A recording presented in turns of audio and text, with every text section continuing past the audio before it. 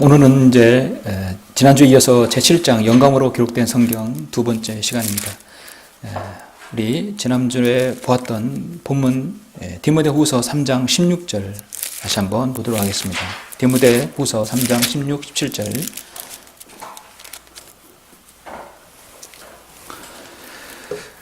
모든 성경은 하나님의 영감으로 주어진 것으로 교리와 책망과 바로잡음과 의로 훈육하기에 유익하니 이는 하나님의 사람이 온전하게 되며 모든 선한 일에 철저히 구비되게 하려 함이니라.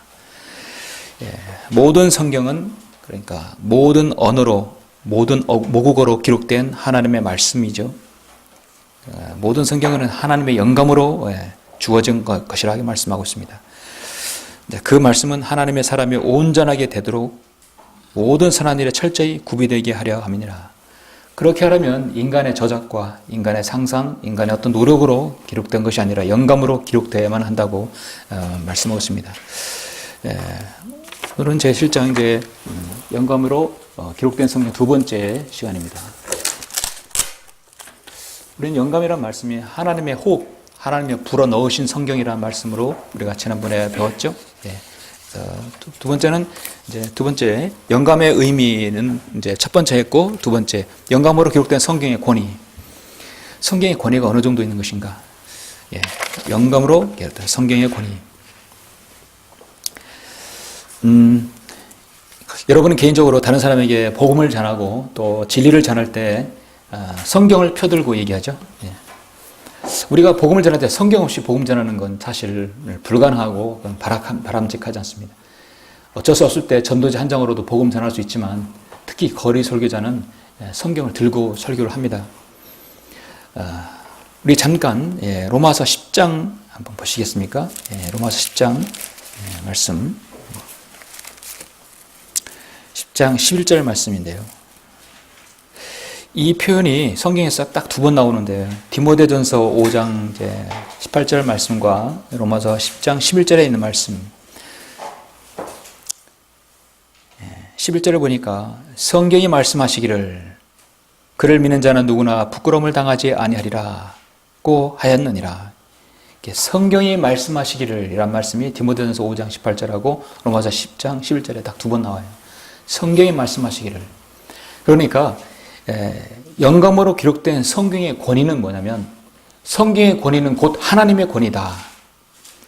여러분 이 성경이 말을 합니까? 그렇지 않죠? 이건 책에 불과합니다. 그러나 이 안에 기록된 말씀이 선포하고 말하기를 그렇다면 하나님께서 말씀하신 이 성경을 우리가 대언해서 말하신다면 성경이 말씀하시기를 그것은 곧 하나님께서 말씀하시기를 하나님께서 선포하시기를 그 말씀에 권위를 주는 것이죠. 여러분 어떤 다른 이단의 무리라든지 잘못된 사상과 교리에 빠진 사람하고 이야기를 할 때 반드시 성경이 있어야 합니다. 바른 말씀이 있어야 성경의 말씀을 구절을 펴고 당신이 말한 것이 틀렸다. 성경은 이렇게 말씀하고 있다. 그래서 성경을 보여주면서 제시했을 때 그 권위가 입증됩니다. 우리는 교재에 있는 말씀대로 성경은 모든 부분이 영감을 받았으며 영감받지 않는 부분은 한 군데도 없습니다. 방금 말씀드린 디모데후서 3장 16절에서 이를 확증합니다. 그래서 성경에 기록되기를, 성경에 말씀하시기를, 성경을 통하여 또 율법과 선지자를 통하여 이렇게 말씀하고 있는 것 중에 제가 방금 말씀드린 로마서 10장 10절 말씀 10장 11절 말씀처럼 성경이 말씀하시기를 전 이것보다 더 성경의 권위, 영감의 권위에 대해서 자세히 말씀한다고는 굳이 없다고 봅니다. 그래서 성경의 권위를 그만큼 우리 자신이 인정하고 듣는 사람을 하여금 거기에 부복하도록 하는 것이죠. 예수님께서 바리새인들의 잘못을 책망하실 때 성경을이란 말씀하셨어요. 마태복음 21장 42절에 보면 너희는 성경에서 건주자들이 버린 돌이 모퉁이 머릿돌이 되었도다. 이는 주께서 하신 일이라 우리 눈에 기이하도다. 하신 말씀을 읽어보지 못하였느냐 했을 때 바리새인들의 책망을 바로잡을 때 성경이라는 말을 인용하셨다. 사두개인들에게 대답하실 때도 마태복음 22장 29절에서 너희가 성경도 하나님의 능력도 모름으로 오해하고 있도다. 자신이 말씀이신 주님께서 성경이란 말을 쓰실 때 그 권위를 주님께서 그렇게 인정하신 것입니다. 주님께서 잡히시던 날 저녁에도 그러나 그렇게 하면 이같이 되리라고 한 성경을 어떻게 이룰 수 있겠느냐. 성경 자체의 권위를 주셨다는 말씀입니다. 먼저 주님께서 죽은 자들로부터 살아나셨을 때도 제자들과 주께서 그들에게 하신 이 말씀을 기억하고 성경과 예수께서 하신 말씀을 믿더라. 그러니까 예수님께서 하신 말씀과 성경의 말씀을 동등한 권위로 주셨다는 것이죠. 그래서 우리는 어디를 가더라도 여러분 성경을 소지하고 계시다면, 성경만 있다면 그 하나님의 권위를 선포할 수 있는 것이죠. 복음을 전하고 진리를 전할 때 성경을 펴고 성경은 말씀하시기를 모든 사람이 죄를 지었으므로 하나님의 영광에 이르지 못하였노라. 성경은 말씀하시기를 의인은 없나니 없도다. 한 사람도 없도다. 그러니까 앞에 성경은 말씀하시기를 하면 하나님의 권위를 여러분이 선포하는 것입니다. 여러분 스스로 성경의 권위를 내가 인정하게 되는 것이죠. 바울이 유대인들에게 전파할 때도 사도행전 17장 2절에 보면 바울은 습관대로 그들에게 가서 새 안식일에 걸쳐 성경을 가지고 그들과 변론하였다. 아폴로가 유대인들에게 강력히 논박할 때도 이는 그가 성경으로 예수가 그리스도이심을 공개적으로 증거하였다고 말씀하고 있습니다. 사도행전 18장 28절에 나오죠. 사도 바울이 복음을 전할 때도 이 부분 너무나 중요하기 때문에 우리 다 같이 고린도전서 15장을 한번 보시겠습니다. 고린도전서 15장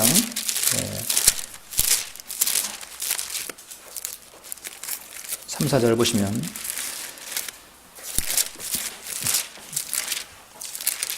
여러분이 복음을 전하는데 누군가가 새삼스럽게 이런 질문을 한다면 여러분 뭐라고 대답합니까? 복음이 뭐냐? 복음. 한마디로 복된 소식. 복음이 뭐냐? 그래서 누군가 여러분에게 물으면 여러분이 이렇게 답해요. 복음이 뭐냐 물어보면 여러분 바로 고린도전서 15장 3, 4절을 펴주시면 됩니다. 복음은 뭐냐? 자, 15장 3, 4절 내가 받은 것을 먼저 너에게 전달하니 이는 성경대로 그리스도께서 우리의 죄를 인하여 죽으시고 장사되셨다가 성경대로 셋째 날에 다시 살아나셨다는 것이 복음입니다. 그 예수 그리스도께서 우리의 죄를 인하여 죽으시고 그리고 장사되셨다가 다시 살아나신 것이 바로 복음이다. 그런 사실을 내가 믿으면 구원을 받는다는 것이 진정 복음의 핵심이죠. 복음의 핵심은 고린도전서 15장 3, 4절 말씀입니다.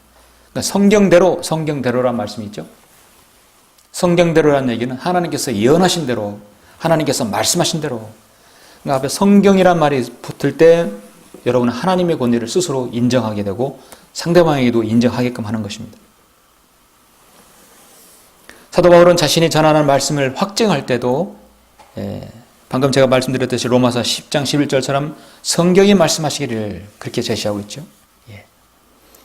성경이 무엇이라고 말하고 있느냐? 로마서 4장 3절에서도 그래요. 로마서 9장 17절에서 성경이 바로에게 말하기를 성경이 어떻게 말합니까? 하나님께서 하나님의 권위로 바로에게 말한다는 것이죠. 사도 바울이 성경 말씀에 순종하지 않는 자들에 대해서도 데살로니가후서 3장 14절에 누구든지 이 편지에 쓴 우리의 말에 순종치 않거든 그를 주목하여 사귀지 말고 그로 하여금 부끄럽게 하라. 결국 사도 바울의 편지가 성경으로 성경의 권위로 인정받는 것입니다. 그렇기 때문에 이 편지에 쓴 우리의 말에 순종치 않다는 얘기는 이 편지가 곧 사도 바울의 서신서가 되었죠.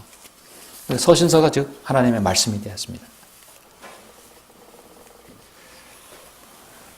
여러분이 성경을 가지고 사용할 때도 이런 것들을 말하고 권면하여 모든 권위를 가지고 책망하여 아무도 너를 업신여기지 못하게 하라 말씀 디도서 2장 15절에서 말씀하고 있습니다. 그러니까 여러분이 그 어느 때라도 이제 성경 한 권을 들고 가면 하나님의 권위를 여러분 들고 있는 것입니다. 그런 권위의 말씀이 여러분 삭제되거나 변개되거나 첨가되면 안 되겠죠? 사람들이 잘못 인도하는 철학과 과학의 전통을 경고할 때도 마찬가지로 성경을 들어서 우리가 경고합니다. 잘 아시는 말씀처럼 골로새서 2장 8절에 아무도 너희를 철학과 헛된 속임수로 노략질하지 못하도록 주의하라. 그것들은 사람의 전통과 세상의 유치한 원리를 따른 것이며 그리스도를 따른 것이 아니니라. 디모데전서 6장 20절에서도 오 디모데야 내게 맡겨진 것을 지키고 비속하고 허황된 말장난과 거짓되이 일컬어지는 과학의 반론을 피하라. 사도 바울은 영적 생활에 대한 교훈을 말할 때도 성경을 인용하였다는 것, 성경을 말씀하셨어요. 이는 성경이 주는 인내와 위로로서 소망을 지니게 하려 함이니라. 하나님 말씀이, 성경이 우리에게 위로를 준다 말씀이죠. 성경의 권위뿐만 아니라 성경이 우리에게 힘과 위로를 주신다 말씀하는 것입니다. 사도 베드로도 성경을 설명할 때 예언은 예전에 사람의 뜻에서 나온 것이 아니요 오직 하나님의 거룩한 사람들이 성령으로 감동을 받아 말한 것이니라. 디모데후서 베드로후서 1장 21절에서 말씀하고 있습니다. 마지막으로 성경 말씀은 스스로 이 말씀에 대해서 착지하거나 첨가하는 것에 대해서도 경고하고 있습니다. 성경에는 세 군데의 파수관을 제시하고 있습니다. 요한계시록 마지막, 그 다음에 모세오경에서 신명기, 그 다음에 가운데 잠언. 그래서 신명기, 중간 잠언, 그 다음에 마지막 부분 세 군데서 삭제와 첨가를 경고하고 있습니다. 가장 먼저 신명기 4장 2절에 보면 너희는 내가 너에게 명명한 그 말씀에 더하지도 말고 거기서 빼지도 말고 내가 너에게 명명하는 주 너희 하나님의 계명들을 지킬지니라. 그리고 정 가운데 보시면 시편 또 잠언이 가운데죠. 잠언 30장 6절에 보면 너는 그 말씀들에 더하지 말라. 그분이 너를 책망하실까 함이며 내가 거짓말쟁이가 될까 함이라. 마지막 파수꾼입니다. 요한계시록 22장 18절 19절 말씀. 이거는 제가 직접 요한계시록 22장을 제가 찾아서 요한계시록 22장 18절 보시면 자, 성경의 마지막 경고이죠. 그리고 마지막 기도는 아멘 그러하옵니다. 주 예수여 오시옵소서. 마지막 경고가 바로 성경의 삭제에 대해서 경고하는 말씀입니다. 이는 내가 이 책의 예언의 말씀들을 듣는 각 사람에게 증거함이니 누구든지 이것들에 더하면 하나님께서 이 책에 기록된 재앙들을 그에게 더하실 것이요. 또 누구든지 이 예언의 책의 말씀들에서 삭제하면 하나님께서 생명의 책과 거룩한 도성과 이 책에 기록된 것들에서 그의 부분을 제하여 버리시리라. 그렇게 경고하고 있습니다. 성경은 스스로 경고하고 있는 것입니다. 이와 같이 예수 그리스도뿐만 아니라 하나님의 사람들 모두 그들 자신의 뜻과 생각이 아닌 오직 기록된 성경 자체에 권위를 두고 있음을 알 수 있습니다. 그럼 우리는 믿음 생활을 하면서 우리 자신도 성경에 권위를 둬야 합니다. 그래서 누군가 복음을 전할 때나 진리를 주면 성경은 말씀하시기를 성경은 이렇게 말씀하고 있습니다. 그것은 곧 하나님께서 당신에게 이렇게 말씀합니다. 라는 걸 제시하는 것입니다. 두 번째로 오늘 이제 봐야 할 말씀은 순서상으로는 세 번째죠. 성경의 영감성. 다른 쉽게 설명하자면 성경의 영감은 어디까지인가? 어디까지인가? 성경의 영감성은 어디까지인가? 성경은 하나님께서 손으로 직접 기록하지 않았습니다. 다시 하나님의 사람들을 통해서 각기 다른 장소와 각기 다른 시간과 각기 다른 사람을 통해서 하나님께서 기록하셨습니다. 그런데 성경에서 딱 두 번 하나님께서 직접 손가락으로 쓰신 말씀이 있어요. 출애굽기 32장 16절과 34장 1절에 보면 하나님께서 손가락으로 쓰셨다고 말씀합니다. 모세에게 십계명을 돌판에 쓰실 때 직접 쓰셨어요. 그건 지금 이제 남아있지 않죠. 그러나 모세 오경을 통해서 남아있는 것입니다.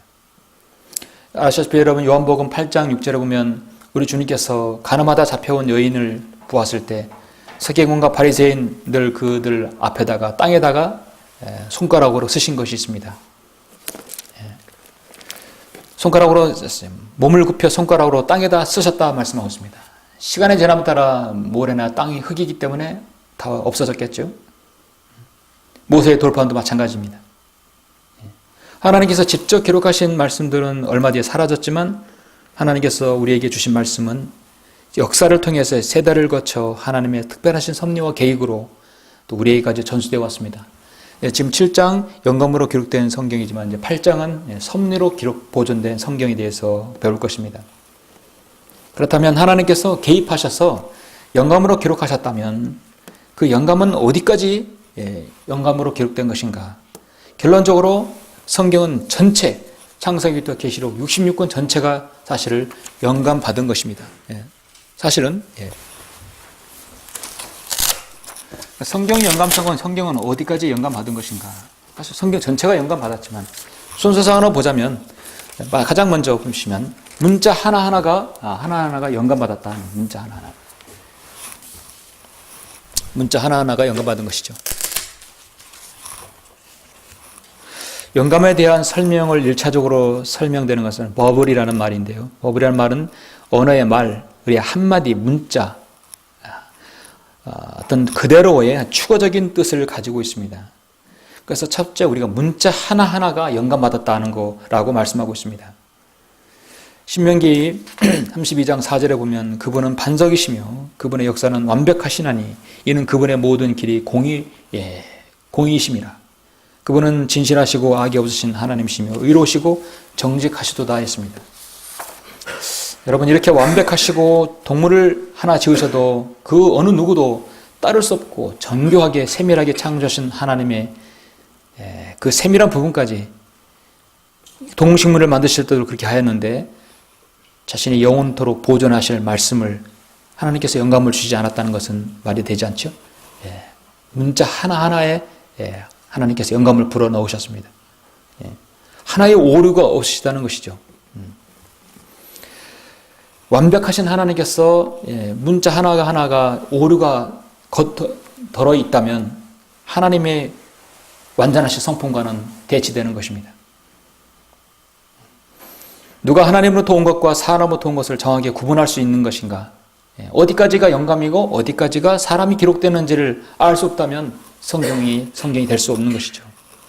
어디까지가 하나님 말씀이고 어디까지가 인간의 생각인지 알 수 없는 것입니다.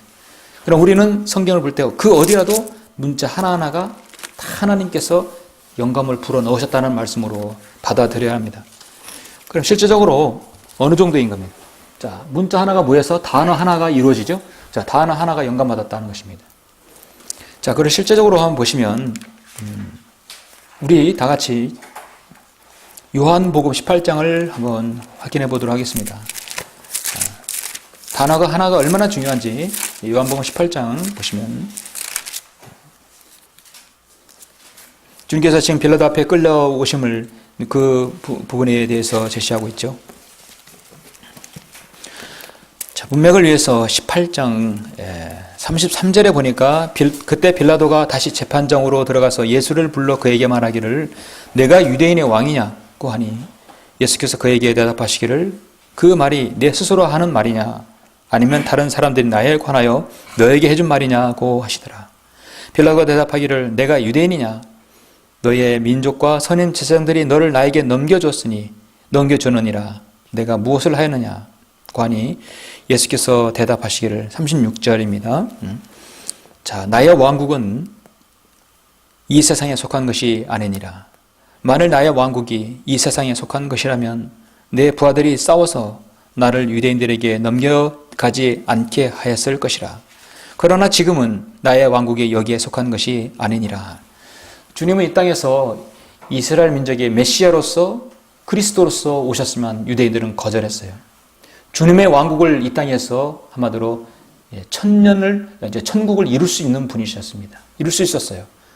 그를 가지고 주님은 모든 걸 준비하셨습니다. 왕국의 법령이 선포되고 백성이 있고 그 땅이 있었어요. 그리고 자신 왕이 있었습니다.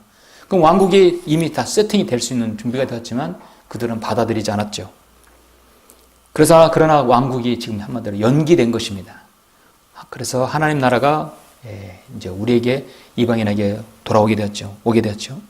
주님께서는 나의 왕국은 이 세상에 속한 것이 아니니라. 만일 나의 왕국이 이 세상에 속한 것이라면 내 부하들이 싸워서 나를 유대인들에게 넘어가지 않게 했을 것이라. 그러나 지금이라는 말을 여러분 보십시오. 지금은 우리 한국말의 어감 중에 참 독특한 말이 있어요. 지금은이라는 말. 지금이라는 말을 썼을 때는 어떻습니까? 아직은 아니다라는 것이죠. 지금은 아니지만 곧 나중에 그때가 올 것이다 라는 뜻, 그 의미를 포함하고 있는 것입니다. 이러한 부사를 바꿔버리는 경우가 있습니다. 변경된 성경들에서 개혁개정판, 개혁성경에서는 그 지금이라는 말을 이제는으로 바꿔버렸어요. 이제는이라고 했을 때는 앞으로도 안 올 것이라는 얘기죠. 주님의 재림을 가려버리는 결과가 된 것입니다. 아이가 엄마한테 엄마 아이스크림 사줘 했을 때 지금은 안 돼. 그건 안 된다는 거예요. 지금은 안 되지만 이따가 사줄 수도 있어. 아니면 내일 사줄 수 있어. 그렇게 얘기하는 거, 그 뜻이죠. 이제는 안 돼. 그럼 앞으로는 안 준다는 얘기예요. 그러죠? 예. 같은 말이라도 이게 어감의 차이 납니다. 자, 이 단어 하나가 얼마나 중요한 사실을 여러분 내포하고 있습니까? 지금은 나의 왕국에게 속한 것이 아닙니다. 주님께서는 체림의 십자가의 고난을 지러 오셨죠. 영광을 주님께서 받으시러 오신 게 아니었습니다. 이제 주님의 재림은 영광 중에 오실 것입니다. 앞으로 지금은 아니지만 주님의 왕국은 이제 가져오실 것입니다. 그래서 한 단어가 이렇게 중요한 부분을 차지하고 있는 것입니다. 단어 하나가 하나님께서 영감으로 기록되었기 때문입니다. 그 다음에 세 번째는 무엇입니까? 시제에 있어서의 영감, 시제. 그러니까 과거와 현재와 미래, 또 과거 분사. 그러니까 과거, 현재, 미래가 분명히 해야 된다는 것입니다. 누가복음 20장 37절 보면 죽은 자들이 일으켜지는 고로 모세도 그가 주를 아브라함의 하나님, 이삭의 하나님, 야곱의 하나님이라 부를 때 가시던 곳에서 이를 밝힌 것이라 했습니다.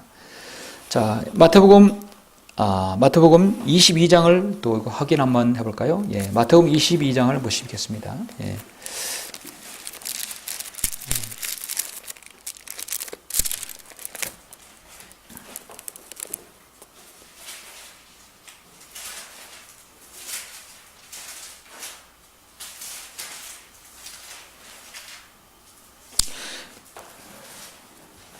마태복음 22장 32절 보시면 나는 아브라함의 하나님, 이삭의 하나님, 야곱의 하나님이라 하셨으니 하나님은 죽은 자들의 하나님이 아니요 산 자들의 하나님이시니라. 여러분, 죽은 자들의 하나님이라 산 자들의 하나님은 항상 현재형이라는 것입니다. 과거와 현재와 미래 항상 현재형이라는 것입니다. 이 시제를 항상 was 과거형이 아니라 I am으로 현재형으로 바꿨죠. 모세가 이스라엘 백성의 지도자로 이제 하나님께서 부름받아 갈 때 하나님께 물었어요. 하나님, 파라오가 넌 누가 보내서 왔느냐 물으면 내가 뭐라고 해야 합니까? 나이신 분께서 보내서 왔다고 그렇게 하라. I am that I am이라고 했습니다. 나는 항상 있느니라. 항상 과거와 현재와 미래 항상 현재형입니다. 그건 곧 늘 과거와 현재와 미래는 끝이 없고 시작이 없고 끝이 없으신 분, 영원하신 하나님을 말씀하고 있는 거죠. 그래서 요한복음 8장 58절에 예수께서 그들에게 말씀하시기를 진실로 진실로 내가 너에게 말하노니 아브라함이 나기 전부터 나는 있느니라.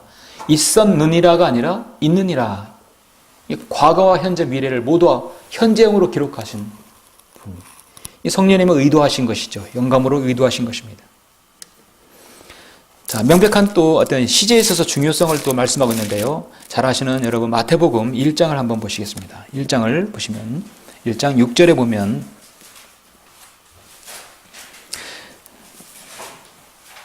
왕의 계보에 여러분 보면 여인들이 나오죠. 그것도 하나님께서 그토록 증오하셨던 이방 여인들입니다. 모두 다 간음과 연관되어 있고 근친 상관과 연관되어 있습니다. 예. 이렇게 보면 유다는 다말에서 다말 여자이죠. 살몬은 라합에서 라합은 직업적인 창녀였죠. 예. 6절을 보면 이사는 다윗 땅을 낳으니라. 다윗은 우리아의 아내였던 여인. 예. 이 여인은 이방 여인이었죠. 또 예. 다윗은 우리아의 아내였던 여인에게서 사실 다윗 왕의 부하 장수가 우리아였죠. 근데 사실 우리아의 아내였던 여인에게서요. 다윗은 우리아의 아내를 자기 아내로 뺏었어요. 그렇게 해서 아내로 삼은 것입니다. 한때 우리아의 아내였었어요. 한때 우리아의 아내였었죠. 예. 그런데 변경된 성경들에서는 개역 개정판 개역성에서는 우리의 아내에게서라고 나와 있습니다. 우리아의 아내에게서 세상의 예수 그리스도의 그 왕의 족보에 우리 주님께서 예표가 되는 다윗 왕이 남의 아내를 바로 자기 아내로 삼은 그런 말도 되지 않는 그런 구절이 나오는 것입니다. 여기서 시제가 다윗 왕은 우리아의 아내에게서 솔로몬을 낳았다고 하게 되면 이 말이 안 되는 것이죠. 한때 우리의 안에 있었어요. 그건 과거형이 있었어요.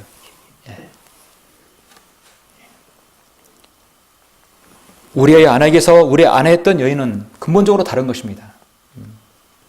다윗은 다른 사람의 아내에게서 솔로몬을 낳는 것이 그래 되어버리는 그런 성경이 안 되지요. 성경에서는 이걸 간과하지 않으셨습니다. 이거를 반드시 짚고 넘어간 것입니다. 그래서 성경은 시제가 그렇게 중요한 것입니다. 그 다음에 이제 네 번째가 보면은 다 문자 하나가 되고 그 다음에 단어가 이루어지고 시제가 이루어졌다면 그 다음에는 문장이 있어서죠. 그래서 여러분 네 번째는 거다가 참고로 적으시면 문장이 있어서도 단어 하나의 글자가 중요하다는 것입니다. 그래서 네 번째는 문장이 있어서 단어가 문자가 모여서 단어가 되고 단어의 그 시제 그 다음에 그 전체적으로 이루어진 그 문장에 있어서도 영감으로 기록되었다는 것입니다. 창세기 1장 1절에 보면 태초에 하나님께서 하늘과 땅을 창조하셨느니라. 이 문장은 1장 1절이죠. 태초에 하나님께서 천지를 창조하셨느니라. 천지란 말을 쓰게 되면 무슨 문제가 생기냐면 하늘을 쓸 때 복수를 쓸 수 없어요. 한자의 문제가 무엇입니까? 약점이 뭡니까? 복수를 쓸 수 없어요. 천지라고 한다면 하늘들이라는 표현을 어떻게 씁니까? 그래서 창세기 1장 1절은 하늘이라고 기록하고 있고 2장 1절에 보면 하늘들이라고 말씀하고 있어요. 그 문장 하나의 부분에서 복수가 있느냐 또 그렇지 않느냐. 예를 들어서 여러분 창세기 하나만 더 확인하시면 창세기 3장을 확인하면 보시면 됩니다. 자, 창세기 3장을 보시면 중요한 성경 변기가 여기 하나 이루어졌는데요. 이미 지금 이제 범죄하였죠. 이분은 하나님께서 말씀하신 것을 마음대로 삭제하고 또 첨가하고 대체시켰어요. 그 3장 5절에 보니까 너희가 그것을 먹는 날에는 너희 눈이 열리고 너희가 신들과 같이 되어서 선과 악을 알게 되는 줄을 하나님께서 아심이라. 이 신들이란 말을 하나님같이라는 말로 변개시켜 버린 것입니다. 너희가 신들과 같이 되어서. 그래서 하나님은 오직 위대하신 하나님에다 복수를 붙일 수 없는 것인데 신들은 얼마든지 가능하죠. 한 문장에 있어서도 그 문장의 한 단어가 하나님께서 영감으로 개입하셔야만이 성경이 되는 것입니다. 1.1에게 글자까지도 해당합니다. 베드로전서 1장 10절 11절을 보면 이 구원에 관해서는 너희에게 임할 은혜에 관하여 예언한 선지자들이 열심히 조사하고 살펴보던 것이며 그 안에 계셨던 그리스도의 영이 그리스도의 권한과 다가올 영광을 미리 증거하실 때 그 영이 무엇을 또 어떤 시기를 지시하였는지 탐구했던 것이라 말씀하고 있습니다. 이 베드로전서의 1장 10절 11절을 보면 선지자들은 그들 스스로가 기록한 예언들을 연구해야만 했었습니다. 이것이 초림인지 재림인지. 그러나 하나님께서 그까지는 다 일일이 알려주지 않았어요. 우리가 향상된 계시의 말씀을 다 이렇게 66권을 파노라마처럼 다 꿰뚫어 봤을 때는 선자들이 예언한 것이 이건 초림이고 재림이고 우리가 구분을 지을 수 있어요. 그러나 그 당사자들 기록했던 선자들은 그것이 초림과 재림을 잘 구분하지 못했습니다. 왜냐하면 교회에 감추어진 그 교회의 보물을 알지 못했었어요. 그러나 그들은 단어 하나하나에 영감받지 않고는 하나님이 기록될 수 없다는 사실을 알고 있었습니다.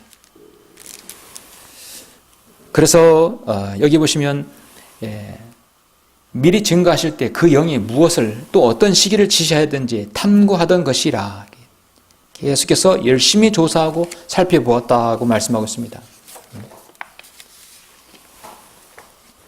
다니엘 12장 8절 9절도 보시면 내가 들었으나 깨닫지는 못하였더라. 그때 내가 말하기를 오 내 주여 이러한 일들의 마지막에는 어떻게 되겠나이까 말하였더니 그가 말씀하시기를 다니엘아 내 길을 가라. 이는 그 말씀들이 마지막 때까지 닫혀있고 봉해져 있을 것임이라.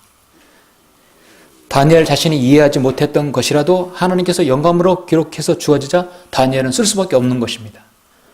그 한 문장에 자신이 이해하지 못하더라도 하나님께서 그건 기록하라. 그것은 너에게 봉해졌고 그건 요한계시록에서 사도 요한에게 그건 개봉될 것이다. 계시될 것이다 라는 것입니다. 마지막으로 성경 전체가 영감하는 문장이 모여서 한 절이 되고 절이 모여져서 장이 되고 장이 모여져서 성경 한 권이 되고 66권이 되어서 성경 전체가 영감받은 것이죠.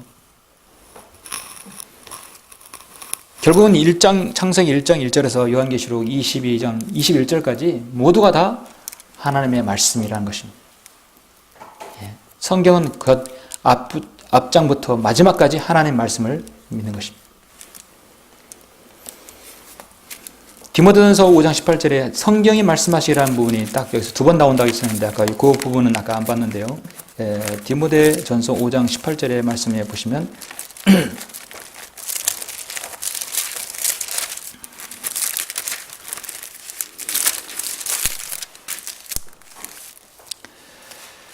성경이 말씀하시기를 너는 곡식을 밟아 떠는 소에게 망을 씌우지 말지니라고 하셨고 또 일꾼이 자기 싹을 받는 것은 합당하니라고 하셨느니라. 사도 바울은 성경이란 말을 사용함으로써 신명기 25장 4절과 누가복음 10장 말씀을 동일시하고 있습니다. 영감받은 말씀은 성경이란 말씀하시기를 한다면 그 말씀은 곧 하나님이라는 것입니다. 베드로후서 3장 10절에서 베드로가 바울 서신을 가리킬 때도 성경이란 말을 사용했던 것은 그것이 그 성경도 영감받은 성경이고 하나님께서 권위로 인정하신다는 말씀입니다. 영어 킴제임스 성경에서 이 성경 전체가 79만 단어로 이루어졌다고 합니다. 약 80만 가까이 되는 단어로 이루어진 하나님 말씀입니다. 우주에 1000억 개 되는 별과 은하계가 그 안에 작은 태양계, 여러분 가정에 진공청소기에 먼지도 보이지 않을 정도로 가장 작은 그 지구덩어리 하나에 인간을 구원하시기 위해서 창조 하나님을 보내셨어요. 지나가는 개미나 벌을 위해서 대신 죽을 수가 없죠, 우리는. 그러나 우리 하나님께서 그렇게 하셨어요. 거기에 우리를 구원하시기 위해서 수천 개의 은하계와 별들을 관장하신 하나님께서 80만 단어도 안 되는 그 단어를 하나님께서 영감으로 조합해서 성경을 우리에게 주셨다는 것은 인간에게 얼마나 큰 축복이고 또 하나님께서 그건 어려워서 하실 일이 아니라는 것입니다. 전혀 오류가 있을 수 없다는 것입니다. 그 이상의 것들을 완벽하게 수행하시는 하나님께서 80만 화도 안 되는 하나님의 말씀을 영감으로 기록하지 못할 이유가 없다. 어려워서 하실 일이 아니다. 못하실 일이 아니다는 것입니다. 하고도 남는다는 것입니다. 그렇게 영감으로 기록하셨다면 나중에 배우시겠지만 그 영감 받은 말씀은 반드시 자신이 지키시고 보존하신다는 것입니다. 저 얼마나 타당합니까? 최근에 제가 뉴스를 봤는데 요즘에 이제 인공지능이란 그 용어들, 그런 말이 자주 나오죠. 이사들과 알파벳의 바둑을 대결로 해서 인공지능이 많이 나옵니다. 최근에 인공지능 채팅봇이라는 테이가 이 인공지능이 갑자기 인종차별과 여성 혐오와 반유대인 발언을 쏟아냈습니다. 그래서 이 컴퓨터가 갑자기 왜 그러지 해서 그거를 쏟아내자마자 16시간 만에 이 인공지능 컴퓨터를 폐기시켰어요. 한마디로 없애버린 것입니다. 문제는 악의적으로 SNS 사용자들에게 이 채팅 로봇 인공지능이 세뇌가 된 거예요. 계속 그런 용어를 쓰다가 그 용어를 받아들이고 그걸 인간에게 그냥 발설을 하게 된 것입니다. 세뇌가 돼서 인공지능 악당이 돼버렸습니다. 그 인공지능 로봇은 남녀 평등주의자들은 지옥에서 불타 죽어야 한다. 히틀러가 옳았다. 백일 우월 집단의 우월주의 집단 학살을 지지한다는 인간에 대한 증오와 적의를 계속 드러나는 말로 했었을 때 당연히 폐기되었어야 했죠.